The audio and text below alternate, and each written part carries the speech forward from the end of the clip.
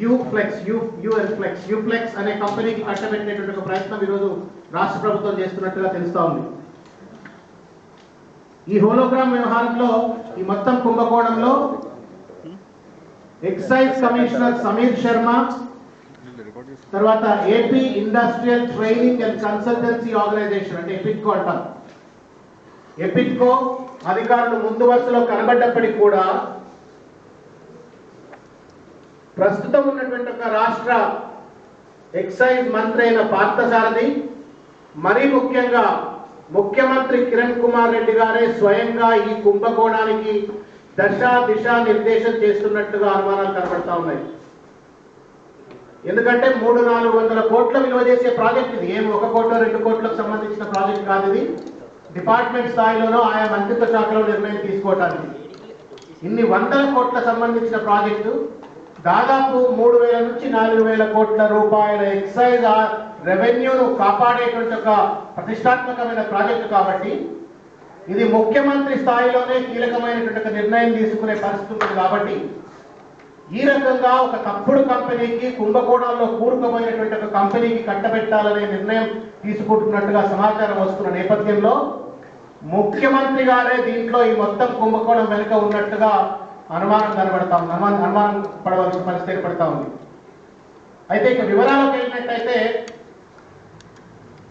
2011లో 10-11 సంవత్సరంలో ఇంతకుముందు చెప్పినట్టుగా ఈ నిర్ణయం తీసుకుంటే దాదాపు 3000 నుంచి 4000 ఎక్సైజ్ రెవెన్యూ దీనివల్ల సేవ్ అవుతుందని చెప్పని కూడా ప్రభుత్వం చెప్తున్న నేపథ్యంలో ఈ టెండర్ నోటిఫికేషన్ కు దాదాపు 8 కంపెనీలు వాళ్ళ యొక్క టెండర్స్ కు సబ్మిట్ చేయడం జరిగింది. ఆ కంపెనీల వివరాలు నేను ముందు చర్చించుకున్నాను. 1 ఆల్ఫా ప్రైవేట్ లిమిటెడ్, 2 కాంటాస్ private limited, 3 holistic India private limited, 4 Manipal Kumbhar, 5వ కంపెనీ పృథ్వీ టెక్నాలజీస్, 6వ company Gopsons private limited, 7th company process colour group of, 8th company వచ్చేసి యూఫ్లెక్స్ కంపెనీ. అయితే దీంట్లో ఈ మొత్తాన్ని కూడా ఒక కమిటీ ఎపిట్కో తర్వాత ఒక త్రిసభ్య కమిటీ అంతా కూడా కలిసి ఈ యొక్క కంపెనీలన్నీ స్క్రూటినీ చేసిన తర్వాత వీటిలో నుంచి alpha private limited, Qantas private limited, గోప్సాన్స్ private limited ఈ కంపెనీస్ అన్ని కూడా ఫస్ట్ రౌండ్ లోనే డిస్క్వాలిఫై చేయడం జరిగింది. On a pretext that they have not furnished appropriate documents, సరైన రీతిలో డాక్యుమెంటేషన్ చేయలేదని చెప్పని ఆల్ఫాను, కాంటాస్, గోప్సాన్ అనేటువంటి 3 కంపెనీలను డిస్క్వాలిఫై చేయడం జరిగింది. రెండవ set of companies were disqualified in the name, అంటే వీళ్ళు ఇన్ఫీరియర్, లో quality, poor quality holograms supply చేసినారు, శాంపుల్స్ సప్లై చేసినారు ఆ యొక్క టెండర్ సబ్మిషన్ లో భాగంగా అని చెప్పని పృథ్వీ టెక్నాలజీస్ తర్వాత మణిపాల్ కుంభర్ 2 కంపెనీలను కూడా poor quality holograms samples present చేసినారు టెండర్ సబ్మిషన్ లో భాగంగా అని చెప్పని వాటిని కూడా డిస్క్వాలిఫై చేసింది. 3rd కంపెనీ ఏదైతే ఉందో హోలిస్టిక్ ప్రైవేట్ లిమిటెడ్ అని దాన్ని కూడా ఒక స్టేజ్ లో డిస్క్వాలిఫై చేసినారు. ఎందుకు చేసినారు అంటే కాన్ఫ్లిక్ట్ ఆఫ్ ఇంట్రెస్ట్, అంటే ఈ యొక్క హోలిస్టిక్ అనేటువంటి ఒక కంపెనీ ఏదైతే ఉందో దానికి కూడా డిస్టిలరీ కంపెనీ నడుపుతున్నటువంటి ఒక వ్యాపార లావాదేవీలు ఉన్నాయనేటువంటి ఒక నెపం మీద హోలిస్టిక్ అనేటువంటి ఒక కంపెనీని కూడా ప్రభుత్వం డిస్క్వాలిఫై చేయడం జరిగింది. అయితే మిగిలిన కంపెనీలు ఏంటి అంటే 2 కంపెనీలు, అవేంటివి ప్రాసెస్ కలర్ తర్వాత యూఫ్లెక్స్ అనేటువంటి ఒక కంపెనీ. అయితే ఇవాళ జరుగుతున్న పరిణామం ఏంటి అంటే యూఫ్లెక్స్ అనేటువంటి ఒక కంపెనీకి అక్రమంగా టెండర్ కట్టబెట్టేటువంటి ఒక నిర్ణయం తీసుకున్నట్టు స్పష్టంగా కనబడతా ఉంది. దీని నేపథ్యంలో దాదాపు కోట్లాది రూపాయలు ఇప్పటికే చేతులు మారినట్టుగా కూడా సమాచారం వస్తా ఉంది. అయితే ఇవాళ టిఆర్ఎస్ పార్టీ పక్షాన ఎందుకు మేము యూఫ్లెక్స్ కంపెనీకి ఇవ్వకూడదు అనేటువంటి ఒక విషయాన్ని మేము ముందు తలుచుకున్నాను. అయితే దీంట్లో 4 రకాలుగా ఈ యొక్క సమస్యలు చూడాల్సిన పరిస్థితి ఏర్పడుతుంది. 1 క్రిమినల్ కేసెస్ ఉన్నటువంటి ఒక కంపెనీ యూఫ్లెక్స్, తర్వాత కాన్ఫ్లిక్ట్ ఆఫ్ ఇంట్రెస్ట్ అనేటువంటి ఒక అంశాన్ని కూడా చూడవలసిన పరిస్థితి, 3వది కాన్స్పిరసీ ఆఫ్ ప్రైసింగ్, 4వది ప్రభుత్వ రంగ సంస్థలు కూడా ఈ యొక్క బిడ్డింగ్ లో పార్టిసిపేట్ అయినప్పటికీ కూడా వాటిని బేఖాతరు చేసినటువంటి రాష్ట్ర ప్రభుత్వం. నేను ఒకదాని తర్వాత ఒకటి నేను మీ ముందు తలుచుకున్నాను. క్రిమినల్ కేసెస్, ఇన్ఫాక్ట్ ఆర్ఎఫ్పి ఏదైతే రిక్వెస్ట్ ఫర్ ప్రపోజల్ ఏదైతే వాళ్ళు ఆర్ఎఫ్పి ఏదైతే ప్రభుత్వం తయారు చేసిందో దాంట్లో చాలా స్పష్టంగా ఏం చెప్పినారంటే ఈ టెండరింగ్ ప్రాసెస్ లో పార్టిసిపేట్ అయ్యే ఏ కంపెనీ కూడా కంపెనీకి కానీ కంపెనీ యజమాన్యానికి కానీ చైర్మన్ కానీ మేనేజింగ్ డైరెక్టర్ కానీ బోర్డ్ ఆఫ్ డైరెక్టర్స్ కానీ వీరికి ఎవరికి కూడా నేర చరిత్ర ఉండకూడదు అని చాలా స్పష్టంగా ఆర్ఎఫ్టీలో మెన్షన్ చేయడం జరిగింది. ఆ మేరకు టెండర్ సబ్మిషన్ లో భాగంగా ఆయా కంపెనీల నుంచి మాకు ఏ నేర చరిత్ర లేదు, మా చైర్మన్ కు కానీ డైరెక్టర్ కానీ యజమాన్యానికి కానీ నేర చరిత్ర లేదు అంటూ ఒక అఫిడవిట్ ను కూడా సబ్మిట్ చేయమని కోరిన నేపథ్యంలో అన్ని కంపెనీలు కూడా ఒక అఫిడవిట్ ను సబ్మిట్ చేయడం జరిగింది. అయితే ఇక్కడ ప్రభుత్వం పూర్తి స్థాయిలో వివరాలన్నీ తెలిసిన తర్వాత కూడా కళ్ళుండి కబోది లెక్క వ్యవహరించింది యూఫ్లెక్స్ విషయంలో. ఎందుకంటే యూఫ్లెక్స్ అధినేత ఎవరైతే ఉన్నారో అశోక్ చతుర్వేది అని ఎవరైతే ఉన్నారో he is suppose to be a white collar criminal, known white collar criminal of the country. మీరు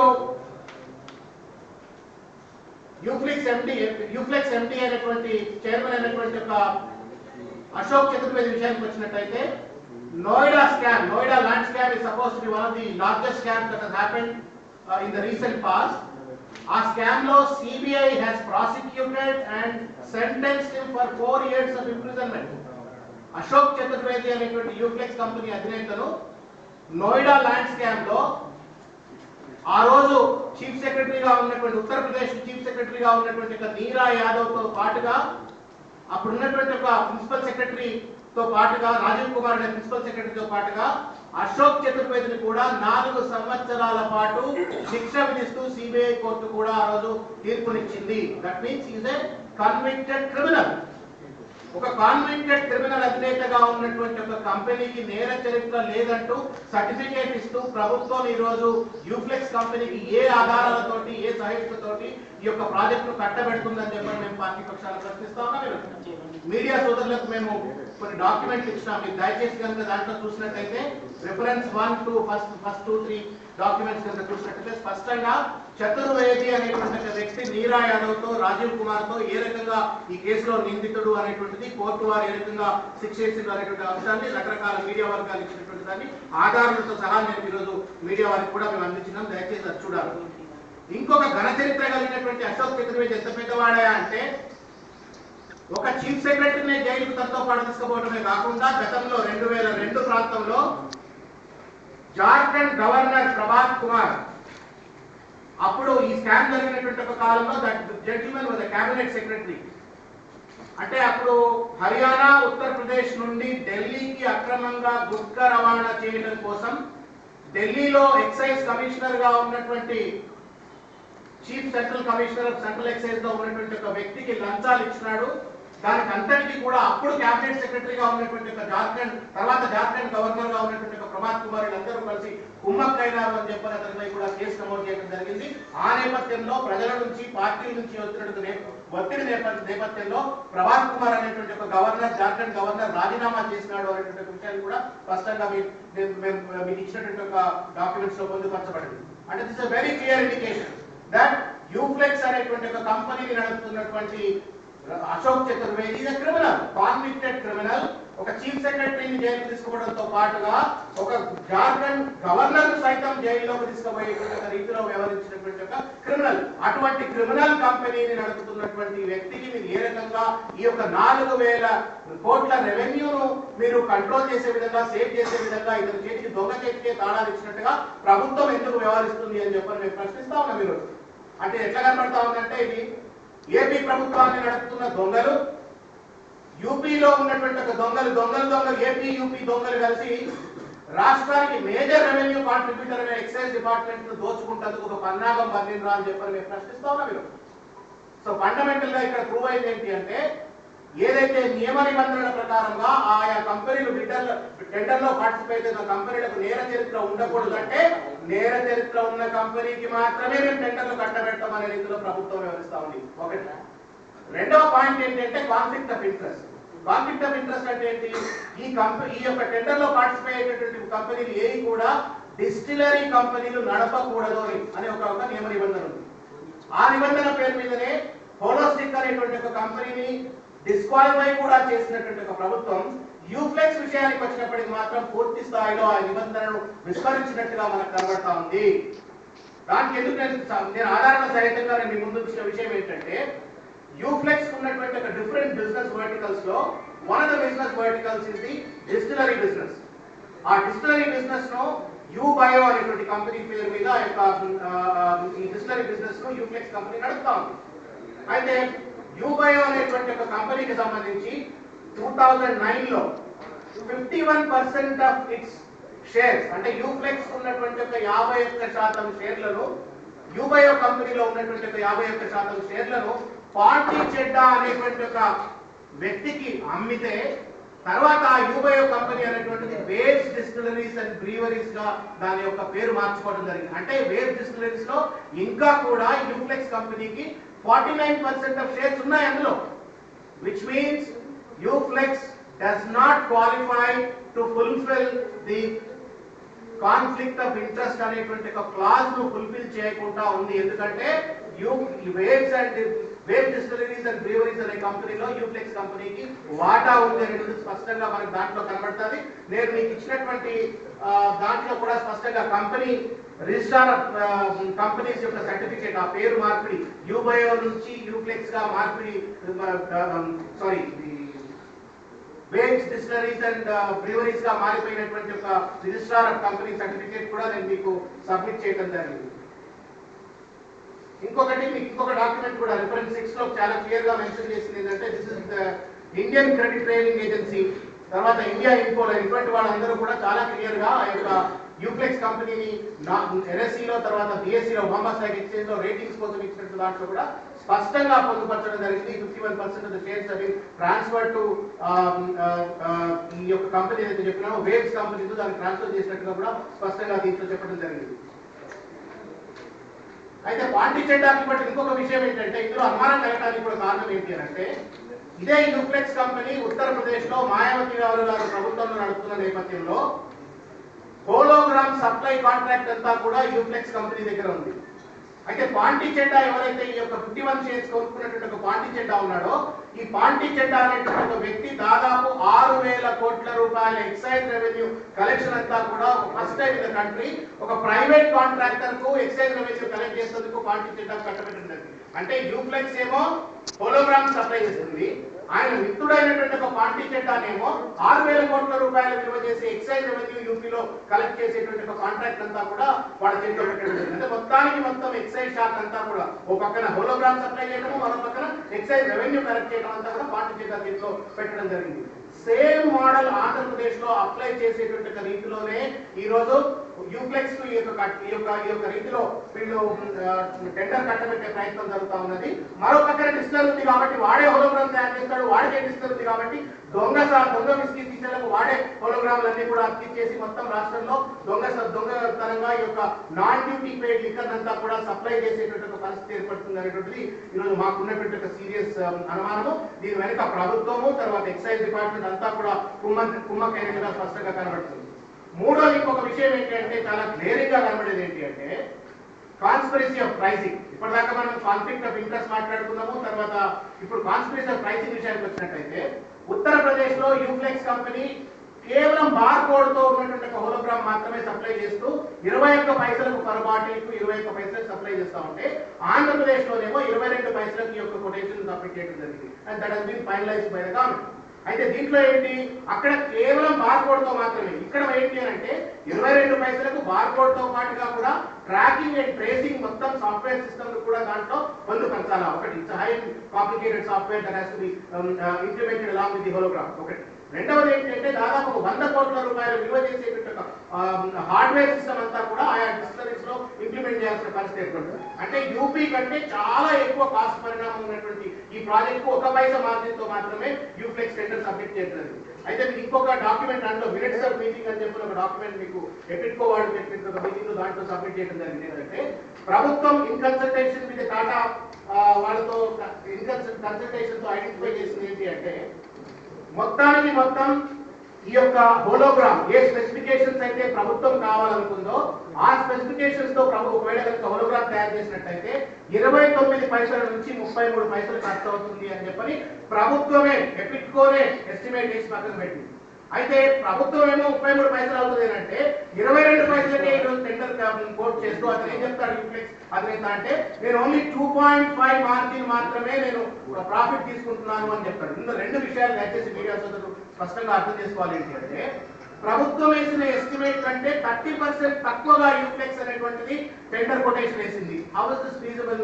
ప్రభుత్వము Tata consultancies already different companies తో వేసి ఒక కొటేషన్ ఎస్టిమేట్ పట్టుకొస్తే దానికంటే 30% యూఫ్లెక్స్ ఏ రకంగా వేస్తుంది అనేటువంటిది ఒకటి. రెండవది ఏంటి అంటే ఉత్తరప్రదేశ్ లో 21 పైసలు వేసిండ్రు, దానికంటే ఎక్కువ కాంప్లికేటెడ్ టెక్నాలజీ, ఎక్కువ హార్డ్వేర్, ఇదంతా ఖర్చుతో కూడుకున్న పని 1 పైసా మార్జిన్ తో మాత్రమే ఎక్కువగా ఎట్లేసినట్టు రెండో ప్రశ్న. మూడవది ఏంటి అంటే 2.5% ఆఫ్ ప్రాఫిట్ మార్జిన్ తో మాత్రమే నేను ఈ యొక్క టెండర్ వేసినానని యూఫ్లెక్స్ వాడు చెప్తే గుడ్డిగా ఈ రోజు ప్రభుత్వం వినేటువంటి పరిస్థితి ఏర్పడుతుంది. మేము అడుగుతున్నాం ఒకటే, 2.5% ప్రాఫిట్ మార్జిన్ అంటే ప్రతి సంవత్సరం కూడా any raw material that you take, any kind of raw material that goes in to making up the hologram కావచ్చు, సాఫ్ట్వేర్ సంబంధించి కావచ్చు, దీపాలు కావచ్చు, 6 to 9% ఇన్ఫ్లేషన్ మినిమం ఉంటుంది.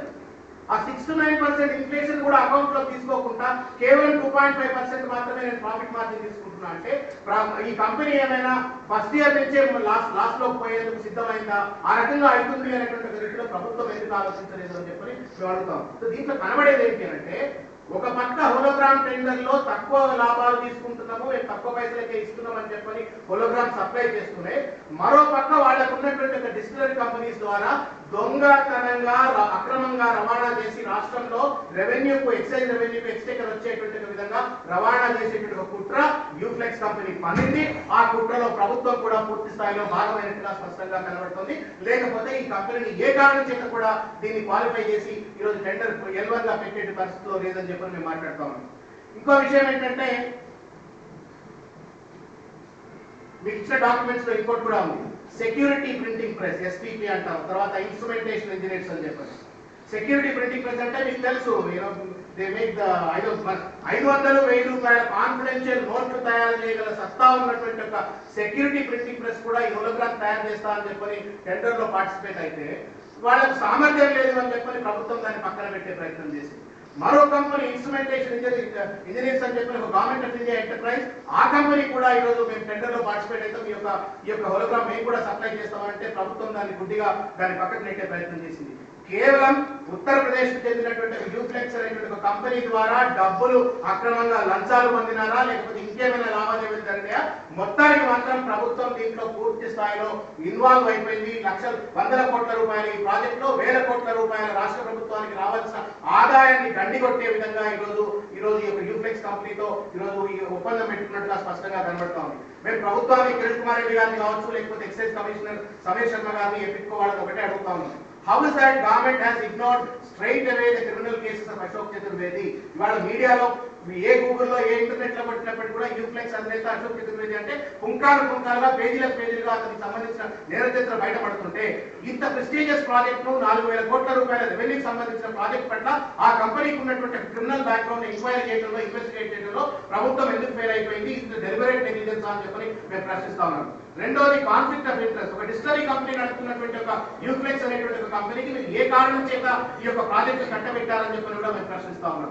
తర్వాత కావాలని చెప్పని తక్కువ ప్రైస్ ను కోట్ చేసి వేరే మార్గంగా లాభాలు సంపాదించాలని ప్రయత్నం చేస్తున్న ఈ కంపెనీకి ఏ కారణం చేత మీరు కట్టబెట్టినారని చెప్పని కూడా మేము ప్రశ్నిస్తా ఉన్నాము. అదేవిధంగా సెక్యూరిటీ ప్రింటింగ్ ప్రెస్ అంటే గవర్నమెంట్ కంపెనీ అనేటువంటి మనకు 1,000 రూపాయలు 500 రూపాయల నోట్లు తయారు చేసేటువంటి కంపెనీకి ఒక ఆఫ్టర్ ఒక హోలోగ్రామ్ తయారు చేసేటువంటి సామర్థ్యం లేదా? మీరు ప్రభుత్వ రంగ సంస్థలు ఎందుకు విస్మరించారు అని చెప్పని కూడా మేము సూటిగా ప్రశ్నిస్తా ఉన్నాము. There appears to be a very clear nexus between UFLEX, liquor mafia and as well as the Andhra Pradesh government headed by Kiran Kumar Reddy గారు అనేటువంటి స్పష్టంగా దీంట్లో కనబడతా ఉంది. ప్రభుత్వం ఇమీడియట్ గా దీనిపై ఒక స్పష్టమైనటువంటి రీతిలో సిబిఐ విచారణ జరిపించాలా. ఇది 400-300 కోట్లకు సంబంధించిన ప్రాజెక్ట్ కాదు, దాదాపు వేలాది కోట్ల రూపాయలకు సంబంధించినటువంటి ఒక ప్రజాధనాన్ని అక్రమంగా దోచుకోపోతందుకు ఏపీ దొంగలు యూపీ దొంగలు కలిసి ఆడుతున్నటువంటి ఒక డ్రామాగా కనబడుతున్న నేపథ్యంలో సిబిఐ వారితో విచారణ జరిపించి సరియైన న్యాయం కల్పించాలని చెప్పని మేము ప్రభుత్వాన్ని కోరుతా ఉన్నాము. అదేవిధంగా పార్థసారథి గారు కూడా దీంట్లో మంత్రి అయినటువంటి పార్థసారథి కూడా రోల్ పాటించి అనేటువంటిది సమీర్ శర్మ ఎఫిట్కో అధికారులు వీళ్ళందరి ముఖ్యమంత్రి గారు వీళ్ళందరిపై కూడా న్యాయ విచారణ తప్పనిసరిగా జరగాల, సిబిఐ విచారణ జరగాలని చెప్పి కోరుతా ఉన్నాము. మనం గతంలో చూసినాం మద్యం వ్యవహారంలో ఏసీబీ వాళ్ళు ఈ మొత్తం రాష్ట్రంలో జరుగుతున్నటువంటి ఒక మద్యం కుంభకోణంపై ఒక పూర్తి స్థాయిలో రిపోర్ట్ తయారు చేసి పెట్టినప్పటికీ కూడా దాని తుంగలో దొక్కి ప్రభుత్వం దాని తుంగలో దొక్కిన పరిస్థితి కూడా చూసినాం. అదేవిధంగా హోలోగ్రామ్ సంబంధించినటువంటి ఒక కుంభకోణాన్ని కూడా కావాలని చెప్పి తుంగలో దొక్కుతున్నట్టుగా స్పష్టంగా కనబడతా ఉంది. మేము ఒకటే కోరుతా ఉన్నాము, లార్జెస్ట్ రెవెన్యూ కాంట్రిబ్యూటర్ అయినటువంటి ఎక్సైజ్ డిపార్ట్మెంట్ కి సంబంధించిన ఈ రెవెన్యూను దోపిడీ చేసే విధంగా ఈ రోజు ప్రభుత్వం వ్యవహరిస్తా ఉన్నది, యూఫ్లెక్స్ కంపెనీ వ్యవహరిస్తా ఉన్నది. కిరణ్ కుమార్ రెడ్డి గారు పూర్తి స్థాయిలో దానికి మద్దతు ఇస్తున్నట్టుగా అనుమానాలు కనబడుతున్న నేపథ్యంలో సిబిఐ విచారణ జరపాలా, లేకపోతే మేము తప్పనిసరిగా కోర్టు తలుపులైనా తడతాం, అవసరమైతే ప్రజా ఉద్యమాలు రోడ్ల మీదకి వచ్చి తప్పనిసరిగా ఉద్యమాలు కూడా చేపడతామని చెప్పి తెలియజేస్తాం. Thank you.